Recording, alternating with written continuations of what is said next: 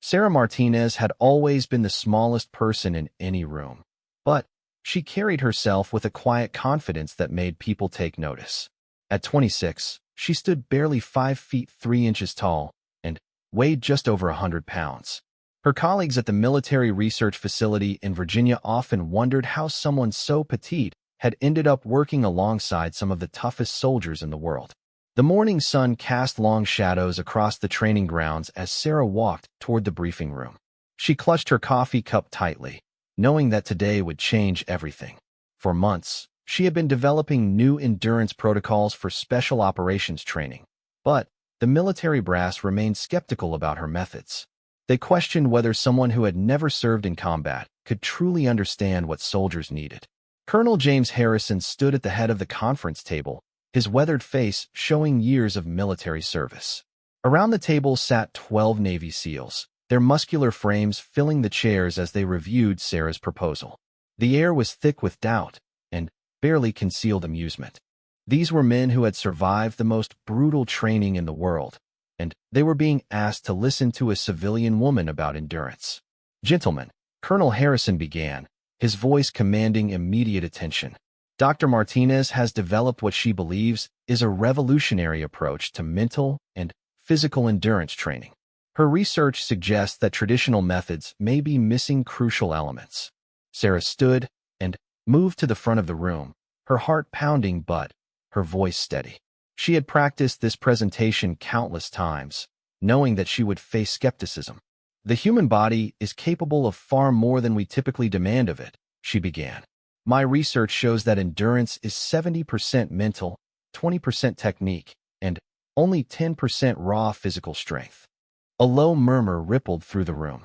Staff Sergeant Mike Torres, a decorated SEAL with arms like tree trunks, leaned back in his chair and crossed his arms.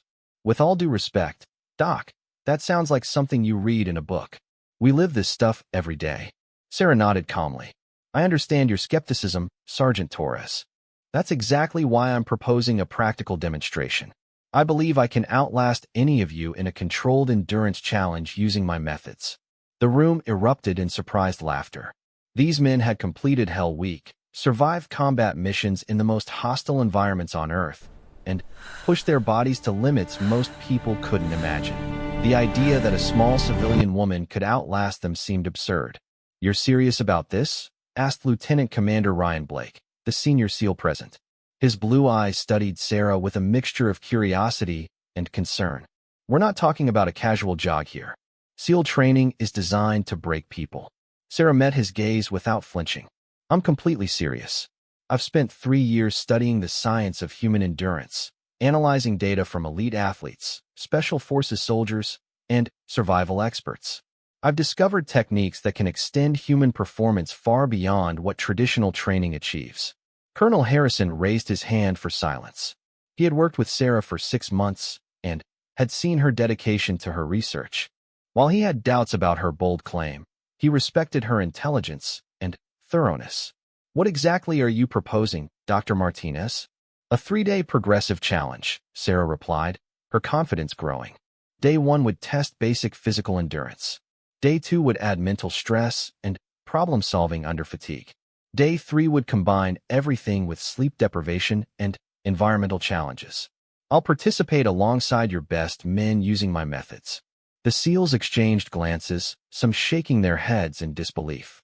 They had seen plenty of researchers and consultants come through with theories about improving their training, but none had ever volunteered to put themselves through the actual experience. Sergeant Torres leaned forward, his expression serious now. "Doc, no disrespect, but you could get seriously hurt. We trained for years to handle this kind of stress. You're talking about jumping into the deep end of the pool when you've never been swimming." Sarah appreciated his concern, but she had prepared for this moment her entire career. Growing up in a family of athletes, she had always been the academic one, the one who analyzed performance rather than demonstrating it. Her parents had been supportive but worried when she chose to study exercise science and military psychology rather than pursue a more traditional path. "I understand the risks," she said firmly. "But I also understand that breakthrough discoveries often require breakthrough demonstrations. I'm not asking you to go easy on me or modify the challenge. I want the same standards you would apply to any candidate. Colonel Harrison studied the room carefully. He could see the skepticism in his men's faces, but he also recognized an opportunity. Military training methods hadn't evolved significantly in decades, and new approaches were desperately needed as conflicts became more complex and demanding. All right, Dr. Martinez, he said finally. I'll authorize a modified version of your proposal. 3 days, progressive challenges, same standards for everyone. But I want medical personnel standing by, and you can withdraw at any time without prejudice. The next hour was spent planning the details. The challenge would begin with a 10-mile run in full gear, followed by obstacle courses, swimming tests, and endurance trials. Day 2 would add navigation challenges, problem-solving under stress, and extended physical tasks. The final day would test participants after minimal sleep, with complex scenarios requiring both physical and mental performance. As the meeting concluded, Sarah felt a mixture of excitement and nervousness. She had committed herself to something that could either validate years of research or end her career in spectacular failure. The SEALs filed out, most of them shaking their heads and making quiet comments about what they expected would happen. Lieutenant Commander Blake approached Sarah as she packed her materials. "Doc, I hope you know what you're doing. These guys respect courage, but they also don't want to see someone get hurt proving a point." Sarah looked up at him, noting the genuine concern in his expression. "I appreciate that, Commander. But I didn't come this far to back down now. My research has shown me things about human potential that I need to prove, not just for my career, but for every soldier who might benefit from better training methods." That afternoon, Sarah returned to her small apartment and began her final preparations. She had been following her own endurance protocols for months, building not just physical conditioning, but mental resilience techniques that she believed would make the difference. Her approach focused on breathing patterns, visualization methods, and psychological techniques that could help the mind override the body's natural inclination to quit when faced with extreme stress. She spent the evening reviewing her research notes and practicing her mental preparation techniques. Years of studying elite performers had taught her that the moment when most people quit was not when their bodies failed, but when their minds convinced them they had reached their limits. Her methods were designed to push past those psychological barriers. As she prepared for bed, Sarah thought about the challenge ahead. She knew that many people saw her as an outsider trying to prove herself in a world where she didn't belong. But she also knew that some of the greatest advances in human performance had come from people willing to test the boundaries of what was considered possible. The next morning would begin a test that would either validate her life's work or teach her the harsh limits of theory versus reality. Either way, Sarah Martinez was about to discover just how far her methods could take her when measured against some of the toughest soldiers in the world. Dawn broke gray and cold over the training facility as Sarah arrived at the starting line. She wore standard military fatigues and carried the same 40-pound pack that each of the 8 SEALs would bear during the challenge. Her heart rate was elevated, but her breathing remained controlled as she implemented the first of her endurance techniques. The SEALs stood in a loose group nearby, their conversation quiet but animated. Sarah caught fragments of their discussion and realized they were placing informal bets on how long she would last. Most estimates ranged from 30 minutes to 2 hours, with the most optimistic prediction being that she might complete the first day before withdrawing. Colonel Harrison approached the group, his expression serious. "Gentlemen, and Dr. Martinez, you all know why we're here. This is not a competition between you and the doctor. This is a test of methods and approaches.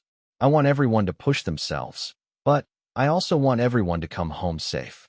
The first challenge was a 10-mile run through varied terrain, including hills, mud, and obstacle sections. Sarah had studied the course extensively and knew that traditional approaches would focus on maintaining a steady pace and conserving energy. Her method was different. She planned to use controlled breathing techniques and mental visualization to maintain performance even as her body began to fatigue. As they lined up at the starting line, Sergeant Torres glanced over at Sarah. "Last chance to reconsider, document. No shame in observing instead of participating." Sarah smiled and adjusted her pack straps.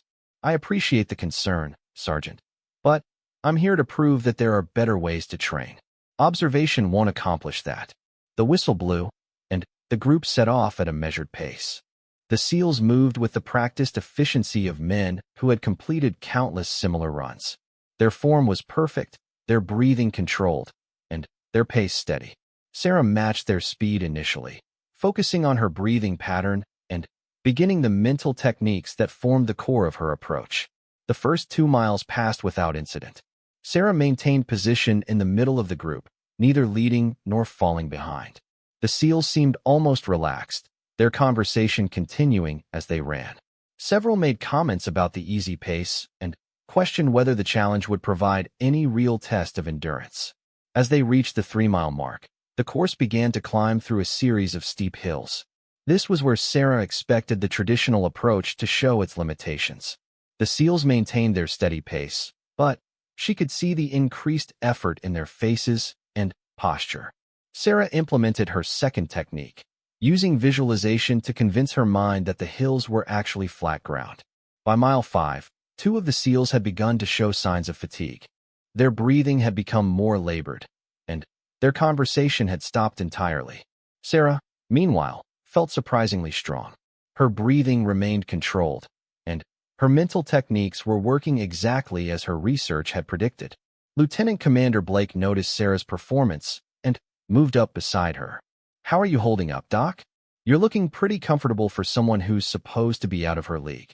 Sarah turned to him with a slight smile, her breathing still even. "The human body is capable of much more than most people realize, Commander. The key is convincing the mind to let the body perform." As they entered mile 7, the course became more challenging. Mud pits, rope climbs, and wall obstacles broke up the running sections. This was where the SEALs expected their superior strength and conditioning to become decisive factors. They attacked each obstacle with practiced technique and raw power. Sarah approached each obstacle differently. Instead of relying purely on strength, she used efficient techniques and mental focus to maintain her energy reserves. When she reached the rope climb, instead of powering up with her arms like the SEALs, she used a technique that distributed the work across her entire body while maintaining controlled breathing. By mile 8, something unexpected was happening. 3 of the 8 SEALs were beginning to struggle significantly. Their pace had slowed, and 2 were showing signs of the mental fatigue that often preceded physical collapse. Sarah, meanwhile, was still maintaining her original pace and seemed to be getting stronger rather than weaker. Sergeant Torres, who had been one of the most skeptical, found himself running beside Sarah as they approached mile 9. His breathing was heavy, and sweat poured down his face despite the cool morning air. "What exactly are you doing differently, Doc? This doesn't make sense." Sarah continued her steady pace, her voice calm despite the exertion. "I'm using techniques that work with the mind instead of fighting against it, Sergeant. When your brain tells you that you're tired, mine is telling me that I'm just getting started." The final mile included the most challenging obstacles, a series of wall climbs, crawling sections, and a final sprint to the finish line. By this point, 5 of the 8 SEALs were struggling significantly. Their superior physical conditioning was being overwhelmed by mental fatigue and the accumulated stress of maintaining their traditional approach. Sarah reached the final sprint section still feeling strong. Her mental techniques had not only maintained her physical performance, but had actually seemed to improve it as the challenge progressed. She had convinced her mind that each mile was easier than the last, and her body had responded accordingly. As she crossed the finish line, Sarah was stunned to realize that she had finished 3rd overall, behind only 2 SEALs who were considered among the most elite endurance athletes in the military. The other 6 had finished behind her, with 2 requiring medical attention for exhaustion. Colonel Harrison approached Sarah as she completed her post-exercise routine. His expression showed a mixture of surprise and intense curiosity. "Dr. Martinez, I have to admit that your performance was unexpected. How are you feeling?" Sarah removed her pack and checked her watch. "Honestly, Colonel, I feel like I could do it again. That's exactly what my research predicted would happen with these techniques."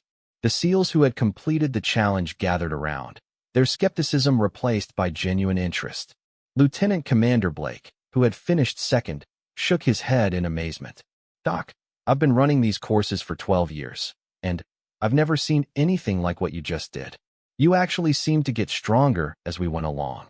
Sergeant Torres, who had finished sixth and was still breathing heavily, looked at Sarah with new respect. "Okay, you've got my attention. What exactly did you do differently?"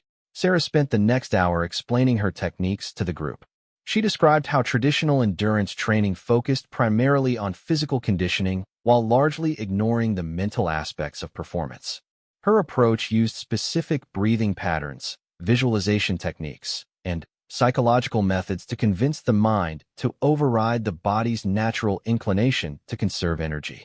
"The key insight," she explained, "is that most people quit not when their bodies actually fail, but when their minds convince them they've reached their limits. By training the mind differently, we can access physical reserves that most people never tap into." As the day progressed, the SEALs found themselves reassessing their assumptions about endurance and performance.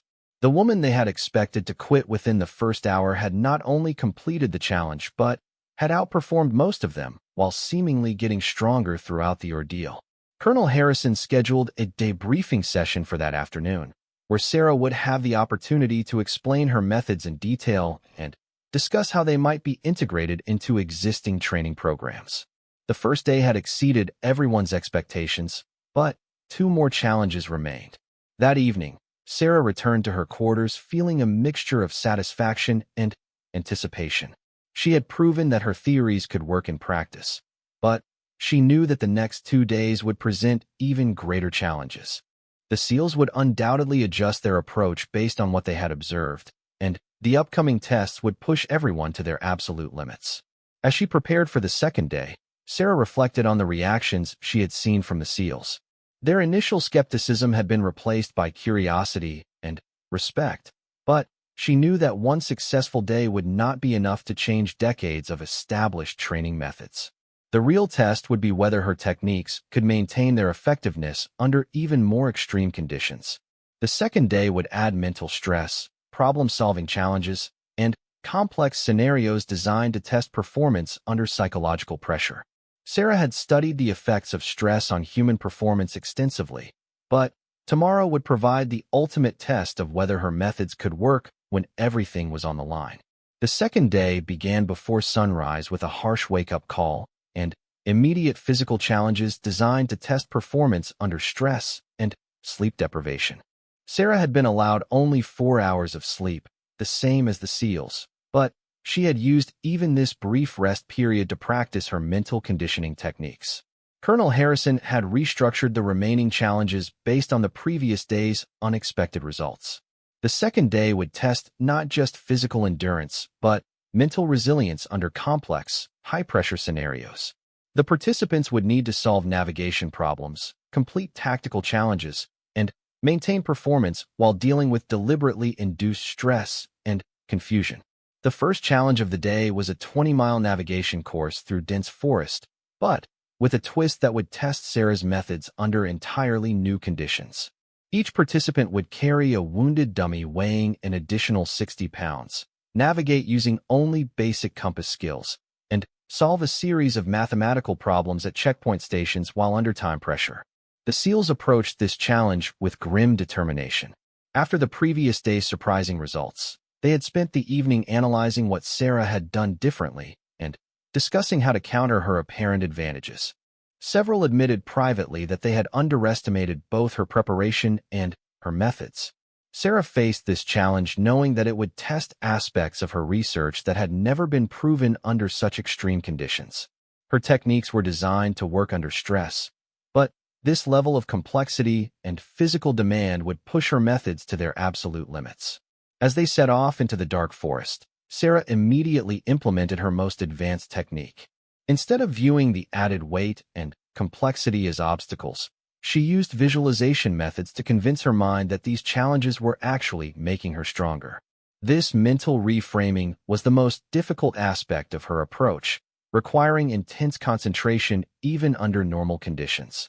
The early miles through dense underbrush and steep terrain tested everyone's resolve. The SEALs used their superior physical strength and tactical training to maintain steady progress, but Sarah noticed that several were already showing signs of the mental fatigue that would become critical as the day progressed. At the first checkpoint, participants had to solve a complex series of mathematical calculations while maintaining their physical exertion. This was where Sarah's research into the relationship between physical stress and cognitive performance became crucial. While the SEALs struggled to maintain mental clarity under physical duress, Sarah used breathing techniques that maintained oxygen flow to her brain and kept her thinking sharp. Lieutenant Commander Blake, who was leading the group, made a critical error in his calculations that would cost him 30 minutes of backtracking. Sergeant Torres became so frustrated with the mental challenges that he spent valuable time arguing with the test administrators instead of focusing on solutions. By midday, the pattern from the first day was repeating itself, but even more dramatically. Sarah was not just keeping pace with the SEALs. She was beginning to outperform them in areas where her smaller physical size should have been a significant disadvantage. Her navigation was more accurate, her problem-solving under stress was faster, and her physical performance continued to improve rather than deteriorate.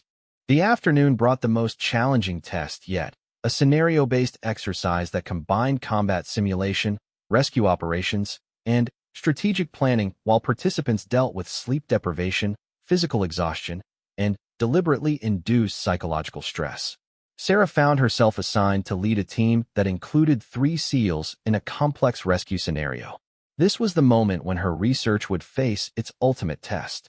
Not only did she need to maintain her own performance, but she had to demonstrate that her methods could work under the ultimate pressure of leadership responsibility.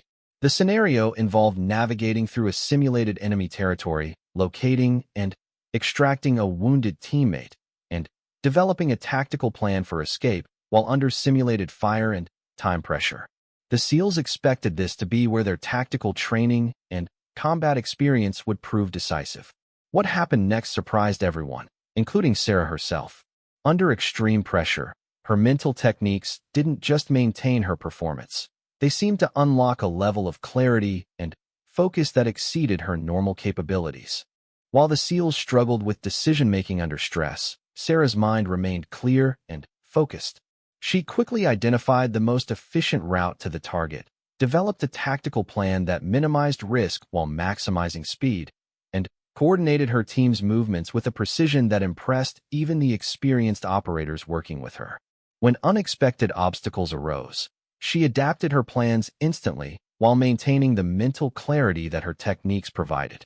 Sergeant Torres, who was part of Sarah's team, later described the experience as unlike anything he had seen in 15 years of special operations.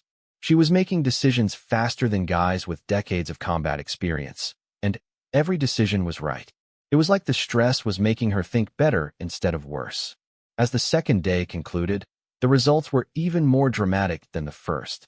Sarah had not only outperformed the SEALs in individual challenges, but had demonstrated leadership capabilities that exceeded what anyone had thought possible.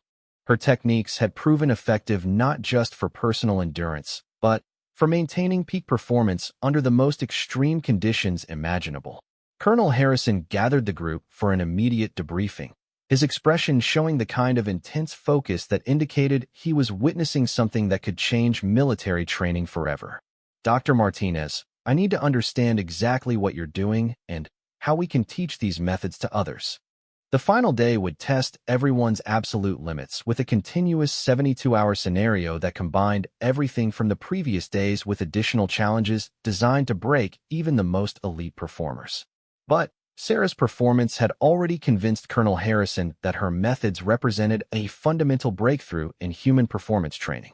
That evening, as Sarah prepared for the final challenge, she reflected on how much had changed since she first walked into that conference room full of skeptical SEALs. She had not only proven her theories, but had discovered that her methods were even more effective than her research had predicted. The SEALs, meanwhile, were requesting detailed instruction in her techniques. Men who had initially dismissed her as an academic outsider were now asking to learn methods that could make them better at their jobs and potentially save their lives in combat situations. Lieutenant Commander Blake approached Sarah as she completed her preparation routine. Doc, I owe you an apology. We all do. What you've accomplished here goes beyond proving a point. You've shown us capabilities we didn't know existed. Sarah looked around at the men who had become her teammates over the past 2 days. Commander, this was never about proving anyone wrong. It was about proving that human beings are capable of much more than we typically ask of them. Your willingness to test these methods has made this discovery possible. As she prepared for the final day, Sarah knew that the most challenging tests still lay ahead. But she also knew that she had already accomplished something remarkable. She had taken techniques developed in laboratories and research facilities and proven that they could work under the most demanding conditions imaginable. The final day would determine whether her methods could sustain peak performance over extended periods under continuous stress. It would be the ultimate test of everything she had learned about human endurance, mental resilience, and the untapped potential that exists in every person. More importantly, Colonel Harrison had already indicated that successful completion of the final challenge would lead to immediate integration of her methods into elite military training programs. Sarah Martinez, the small woman who had been doubted by everyone, was on the verge of revolutionizing how the world's toughest soldiers prepared for their missions. The third day would either confirm her place in military history or teach her the ultimate limits of human performance. Either way, she had already proven that doubt and skepticism were often just barriers waiting to be overcome by someone willing to test the boundaries of what everyone thought was possible.